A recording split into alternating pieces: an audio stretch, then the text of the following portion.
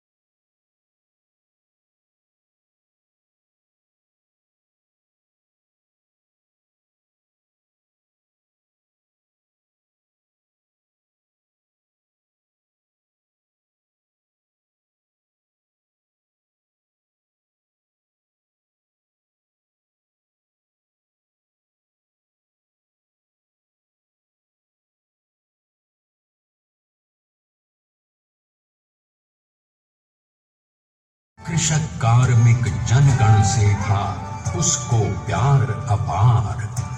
अखिल देश ने उसे रहनुमा किया था स्वीकार।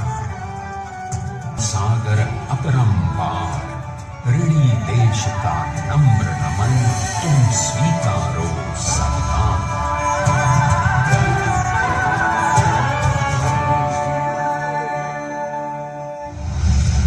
1817 1957 में अंग्रेजों को ललकारने वाले पहले स्वतंत्रता संग्राम के एक सक्रिय सिपाही थे झवेर भाई पटेल।